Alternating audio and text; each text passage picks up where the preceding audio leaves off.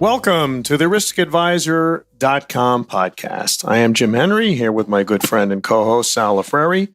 We hope you enjoy this show and ask that you go to iTunes or your favorite podcast platform and give us a great rating. Your opinion matters a lot to us. Today's topic, hope, fear, and common sense.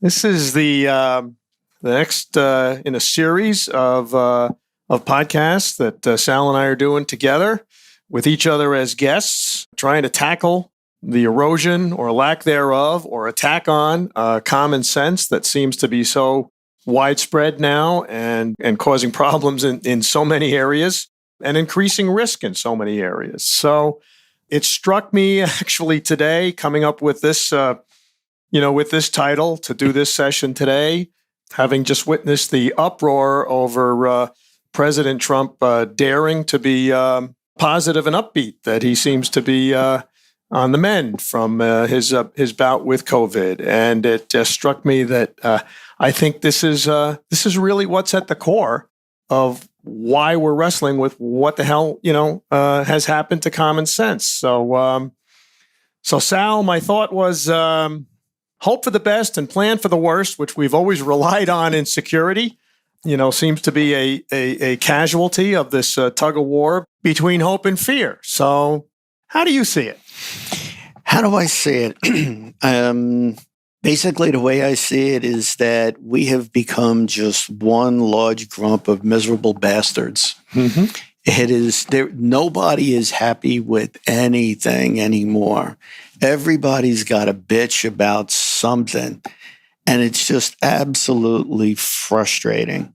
When we look at some of the planning that we're currently underway with, trying to get ready for the election, and you start thinking about things that could happen, and you look at what happened in the past, you just kind of shake your head and go, man, this just got awfully difficult.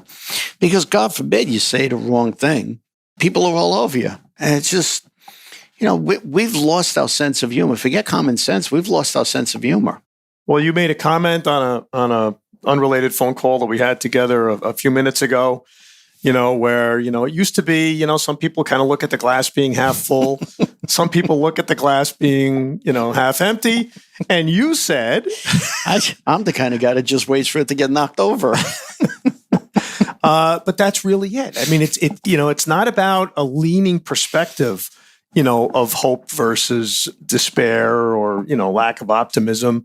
There's actually a polarized agenda now where if you dare to have hope, you're politically on the right, and if you dare to have anything other than fear, exacerbated fear, you're not allowed to be on the left and that gets down to the inability to fix anything. Because when you say everybody's got a bitch about something, well, they can, because there's something to bitch about everything. Well, nothing is perfect. Nothing is perfect. There's no perfect police departments. There's no perfect political system. There's no perfect economic system. There's no perfect electronic security system. There's no perfect set. All of them are the best that we've come up with so far. And what has been really the secret sauce to our society and the success of the country and the success in our, pedigrees of law enforcement and in electronic security is you build on what you've got so far. You throw out the bad, you improve on it, you tweak it, but you don't completely forklift out everything. And that's the tug of war right now. Is anything that is dared to be remotely optimistic threatens forklifting out everything. Well, that's the problem, right? Is everybody and all of the complaints, all the bitching, everything that you hear is no longer in arguments that you can have where people were, knew what the hell they were talking about, or, were at least intelligent enough to know what they were talking about. The argument today is in sound bites. When you get into arguments with people today and you get into, and I've gotten to the point where I barely have these conversations anymore because it's just so frustrating, regardless of side, it's everybody is talking in sound bites, and they never really want to take a look at the total picture. And from our side, when we start looking at risk, right, we're looking at what are the things that potentially could happen? What are the solutions that potentially going to happen to for it? And now all of a sudden you got this third dynamic that comes in, maybe even a fourth dynamic. The third being the politics of it. Can we do this? And politically, is this going to look right? Politically, are we going to offend someone? Politically, is there an issue? And we've had this discussion with guests where we looked at facial recognition about being pulled away, right? In certain locations, it's illegal to use facial recognition because the algorithms that were written to be biased. And you're like, for God's sakes, nobody sat there and actually thought about that, right? It's the machine learning, right? That's looking at stuff more and more and more and learning and developing. But you want to look at that, let's correct that. But no, they're going to, nope, it's biased. It's a problem. And you wind up losing the capability to be able to provide certain countermeasures that you can't do anymore, right? Because is this the political factor that's involved in it? And then, it goes even, one step further to the briefing of it. If you're not incredibly careful about what you're saying, just in the briefing about the potential to the countermeasures and jump through all those hoops, it's like, for God's sakes, how does anything get done anymore?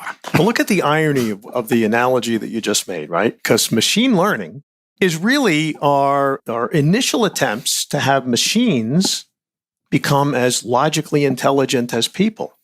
What we're seeing right now is even these embryonic machine learning devices, which begin with a very crude, assessment of reality and become more and more intelligent. They improve themselves as they go further and have more examples. If people would do the same thing, right? We need to have people following the lead of of machine learning, because that's really, and kind of getting into the logistical issues that we'll talk about, in the second segment. But there's just so much there. We'll jump on that early. That is so fundamental to being able to have a solution, to understand how many things that this really, a corrupt viewpoint is affecting. It disables the ability to have intelligent conversations about the application of technology because, or what types of systems to deploy or what information that you're collecting. Immediately it's about turning the device or the technology into something that's evil. And it is a tool to be used intelligently.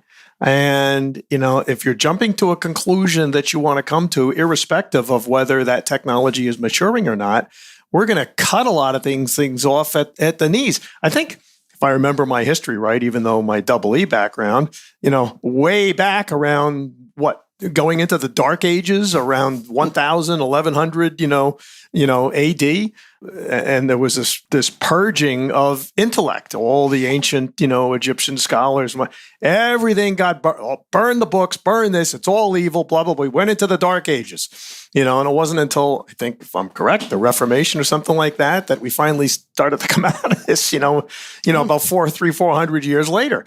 I mean, we're looking at something that's not, we've been there before, and it doesn't end up well. History does repeat itself. Yeah. When we look at, again, from the law enforcement security side of it, it started out, in simplistic form. It starts out with the terrorists, and it was Al Qaeda and ISIS, and you had somebody who can identify a target you can go after. They create the caliphate, which was one of the better things they could have done because gave us something to bomb and really go after, right? And yet you identify that person. And then we went into the sort of the homegrown violent extremist, and we said, wow, this is really kind of getting difficult because now we can't identify that person, that group. Well, the idiot who sits on his couch in the middle of the night on a laptop and starts planning to make a bomb or is planning a disruption or whatever, and winds up doing it. And then and you try and identify him, and then you start looking at gee, we really don't have a clue. As they got better in doing what they were doing and hiding themselves better, now you're out and you start chasing the ghost, right? You're trying to figure out who the bad person's going to be, right? Who that bad guy is. How are we going to get him? How we identify that person? But through all of that, you had a target, right? You saw something that was coming, right? You something to go for. Today, everybody becomes the target. You don't have that one specific target. You don't have the person who stands up, and you don't understand the motivations, right? You don't understand a whole lot about what you're trying to defend and protect. And you start to realize when you look at the demonstrations and you look at the people that are getting involved, the tens of thousands of people that are getting involved in these things, it's becoming the average person. And because the Kool-Aid of chaos being the means to the end of, any chaos is constructive because it helps tear down whatever the hell we've got and, clears the path for basically, reinventing our society or reimagining, which is this new 4-letter word I think I heard, the other day. And fundamentally, that is really what's at the core. That's why there's no, you say, well, what's the point? What are they demonstrating again? It doesn't matter. That's not the point.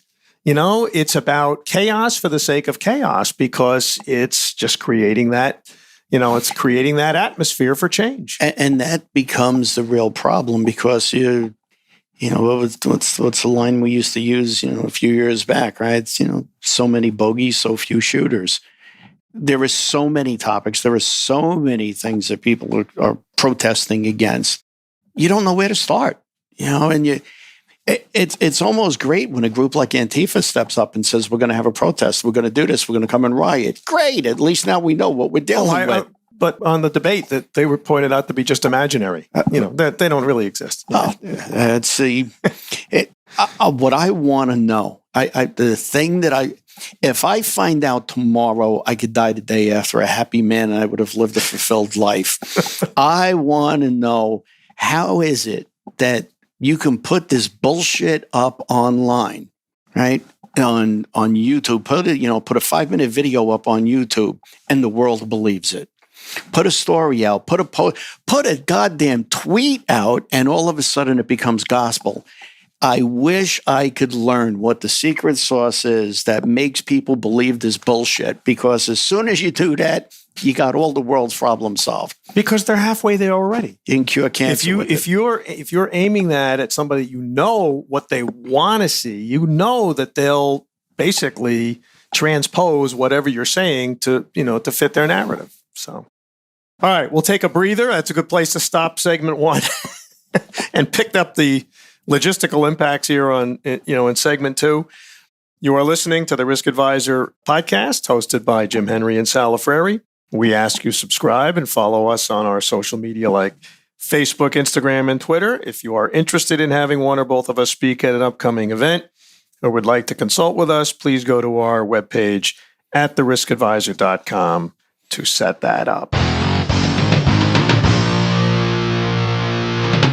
So, continuing on that theme, I think it's going to take just a recognition that we're so hung up on trying to understand and address the whats of all these demonstrations that we're just not connecting the whys.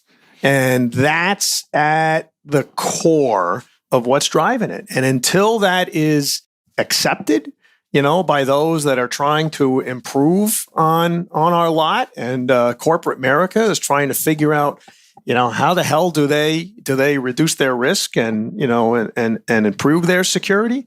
If they continue to take the bait of chasing all the whats and placating the whats, that's not going anywhere. It's not addressing the core problem, and you got to put that turret on the table. At some point, somebody's got to just recognize what's happening. We said this in an earlier show.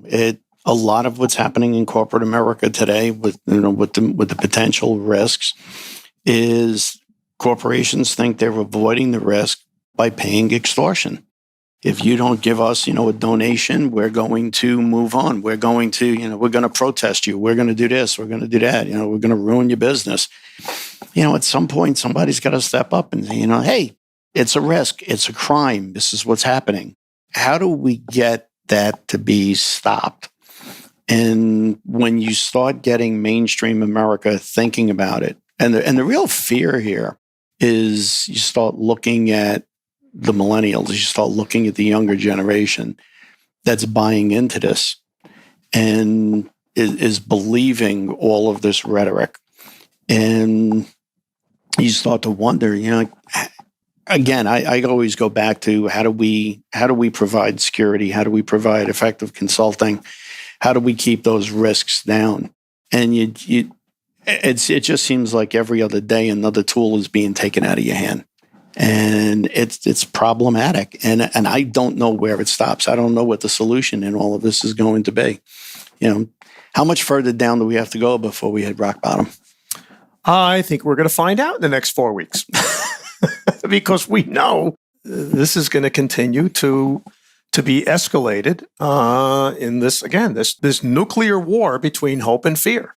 And both sides are dug in so far now. You made a comment that, my God, maybe, God forbid, we, at this point, almost, a terrorist attack might have, a silver lining of actually, finally bringing us back together the way we were after 9/11. And I said, nah, I don't think that would work anymore. And I don't. I think we just have to get to the other side of this election, and then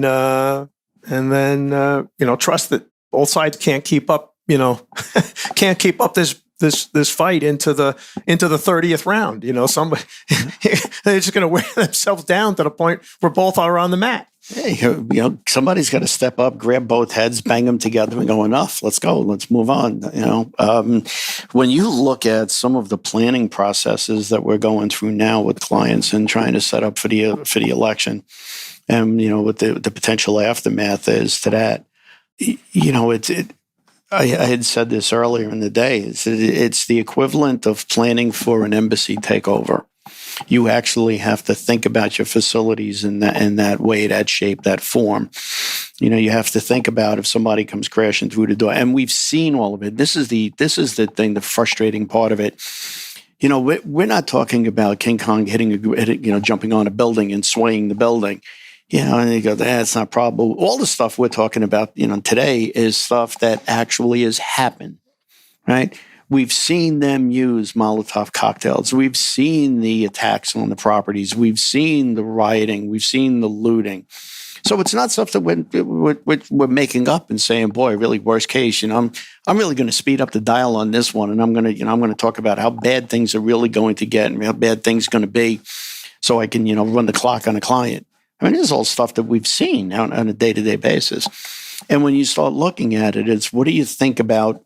How do you handle you get overrun? How do you provide security for your security personnel? Right? You can't throw them into they can't be the canary. You can't let them die. You can't get them hurt. So you got to get security for them. You got to think about your elevator systems. What do you do with the tenants? Do you recall the elevators? If you do, you're putting your tenants in the middle of a riot. So what do you do with them? So you start going through all of these different planning processes and the risks.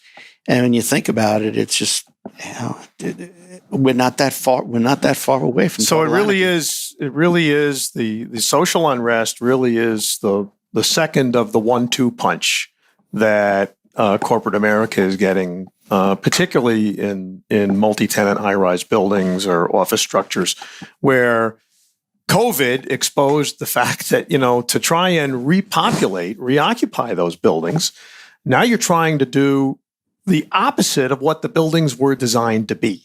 The buildings were designed with the numbers of elevators and the pathways and whatnot to maximize the number of people that you can get in as quickly as possible, so they're not wasting time going through the lobby and into the elevators and into their office space.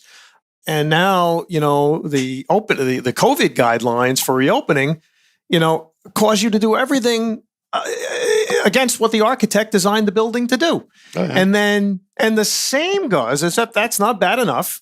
Then you look at how do you deal with the unrest? Well, if you have somebody that's attacking your building from down below, as opposed to a terrorist attack or fire where, all the elevators are to default to drop down to the lobby and what have you.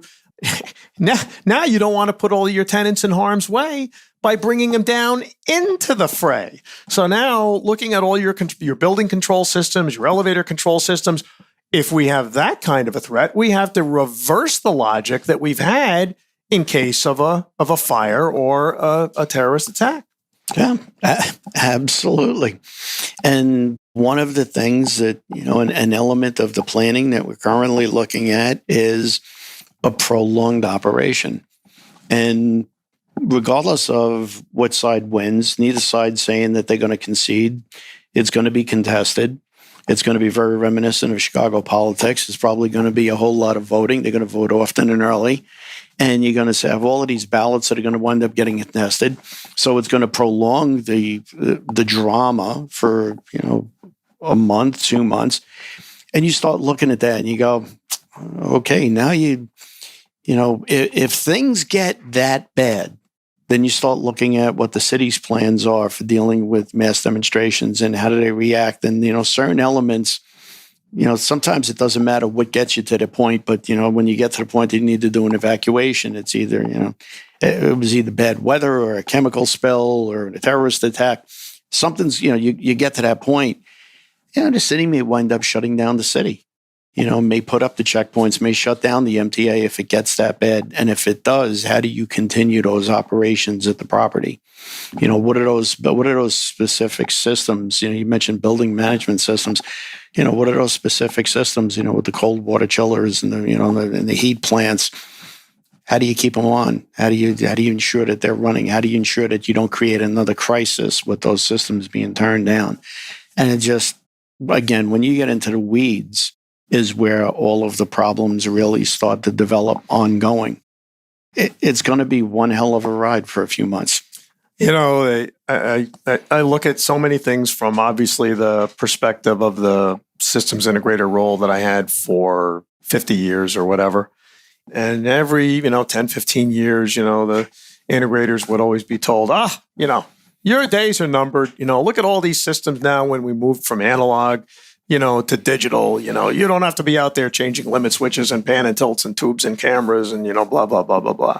You don't need technicians there. What do you need the integrator for, right? And the manufacturers is just plug and play. And lo and behold, we found out not quite that simple, right? The systems become smarter, but how they're configured, how they're deployed, round peg in a round hole versus a round peg into a square hole, showed the value of that insight that systems integrators have, whether they be security systems or integrators or IT or AV or BMS or whatever, really bring the value in trying to understand, okay, how can we use the tools that are out there to deal with this new series of threats?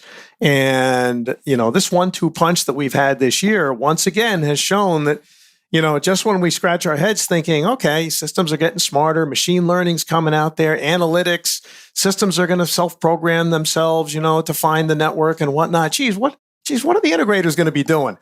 There's never going to be a lack of challenges out there that doesn't require smart people with good background of understanding of our clients, and their issues that will be invaluable in being able to come up with solutions until, if it's so sustained, technology will catch up with it. And again, automate some of the things that we're going to now have to do, by manual intervention. And that whole entire process gets way more complicated by all of the politics that's coming into the middle of it. You now have, as the integrator, you get asked your opinion a lot of times about what are you recommending? What do you think? What should we be doing? What are the solutions we need? And now you get saddled with the additional burden, right? It's difficult enough to stay on top of the technology and recognize what's good, what's bad, what was produced, like stuff after COVID, right? What's the, what's all of the bad stuff that came out, right? And what was good. But now we get to the point where, okay, once you've gotten over that hurdle and you see the new technology coming in, now you got to address all of those other issues, those other factors that are coming in.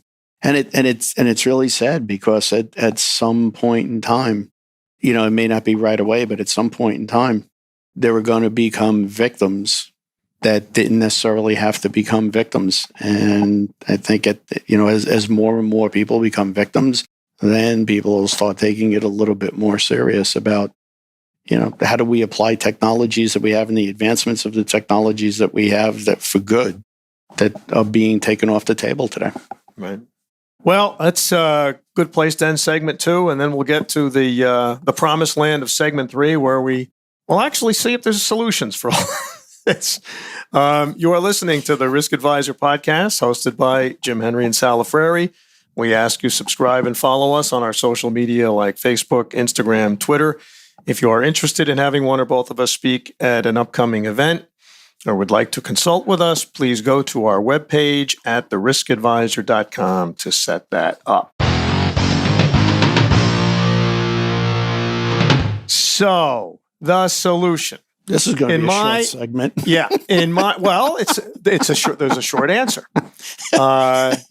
I fundamentally believe that 4-letter word, hope, has to become what is human nature in every single person. We all have, even for those that are trying to suppress it by flag-waving fear out there, you can't keep that out of the basic human psyche. Is this the keep hope alive segment? Keep hope, keep hope alive. Keep hope alive. And in the immortal words of a Democrat that's rolling over in his grave right now, Franklin Roosevelt, the only thing to fear is fear itself. Well, we're giving that phrase a run for its money right now, and that's got to be where it is. I was wrestling with all the other analogies, that I can bring to this. And I don't think it's a coincidence, that one of the most famous, biblical passages, Psalm 23, lo, that I walk through the valley of the shadow of death, I will fear no evil, right? It's popular because it's hope, right? And no matter how bad things get, it is human nature that we do have hope. And we really do have to trust, not hope, that will reemerge, after we get through the last slugfest of this election, and build on and improve the different systems and institutions and policies that we have. Because to go the alternative, again, and I said in one of the earlier, podcasts, is that, one of the greatest assets we have in this country, is our legal immigrants that have come in from a lot of third world countries, Eastern European countries, some from South America, that have lived through these totalitarian regimes, communist dictatorships and what have you. We saw what the Communist Chinese Party did with squashing the truth about, COVID and the doctors that dared to try and help, identify the risk of this disease back in December and January. That can't go on forever. The Russians couldn't, the Soviet Union couldn't keep a lid on that, for what, 80 years. And then that finally blew up. I think, we've already had a couple of attempts in China, and unfortunately, the Tiananmen Square episode, squelched it on the mainland. The folks in Hong Kong are going through that right now. But human nature is to have freedom, and human nature is to have hope, and that's at the core of what the solution is going to be. Or we're just going to incinerate ourselves. All right, I'll play devil's advocate in this. I mean, I'll play devil's advocate. The ones that are causing the anarchy, the ones that are causing the brouhahas, the ones that are challenging everything, they have hope as well. And they have hope that it's going to change, and it's going to change in their favor. That's the why that I talked to in the earlier segment.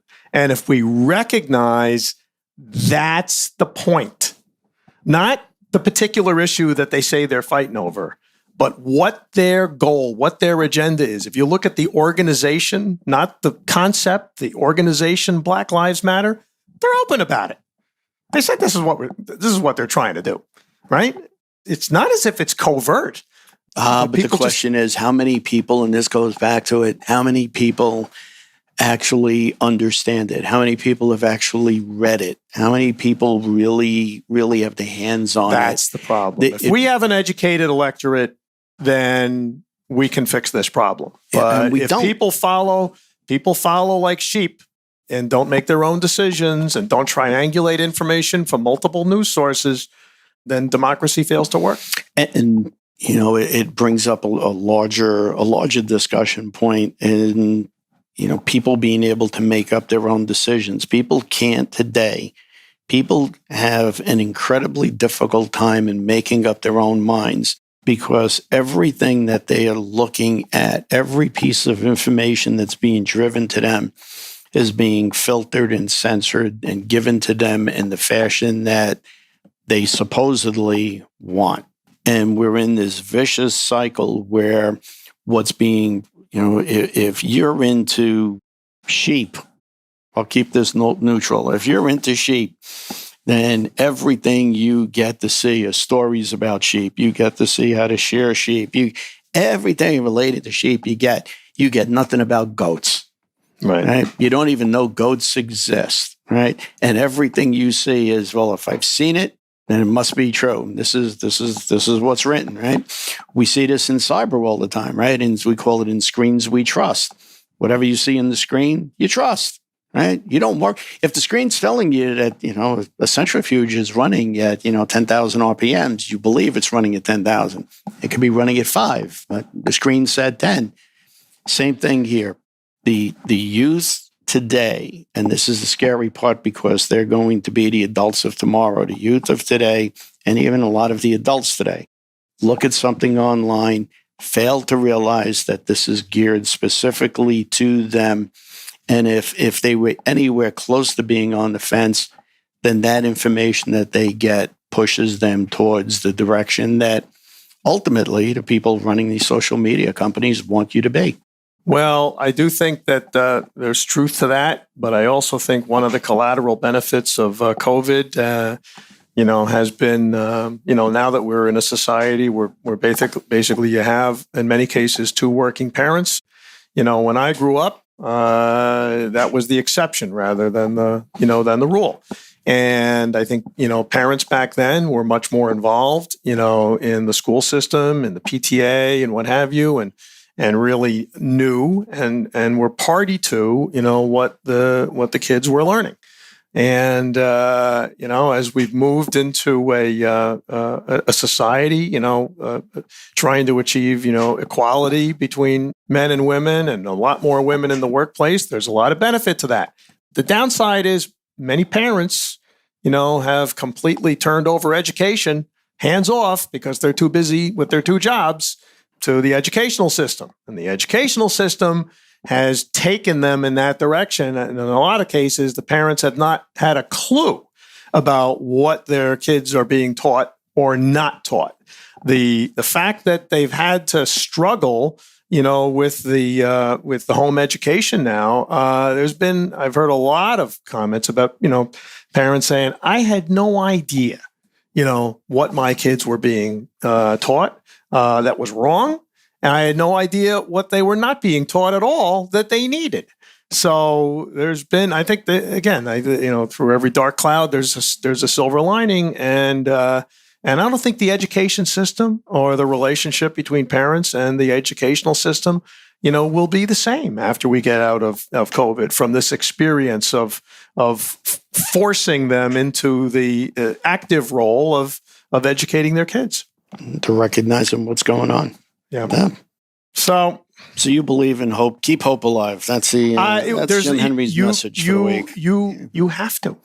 I mean, that is it. That is it. Because if we don't have it, there's no other solution. Because then you really are looking at just wiping the slate clean and starting from scratch, and that's not going to work well. So we don't have a choice. This is true. Well, to be continued. To be continued. Well, thank you everybody for joining in on our musings on this very, very timely and I'd say extremely important subject, because I think it's really at the core of so many risks. Not only from the security perspective, but to our culture and ultimately even to our health. So. You have been listening to the Risk Advisor podcast, hosted by Jim Henry and Sal Lafreri. We ask that you subscribe to this show and like us on our social media sites like Facebook, Instagram, and Twitter. If you are interested in having one or both of us speak at an upcoming event or would like to consult with us, please go to our webpage at theriskadvisor.com to set that up. Remember, you can hear the show on your favorite podcast platform, YouTube, and of course, stream it at theriskadvisor.com. Thank you again for listening, and we hope you tune in again next week.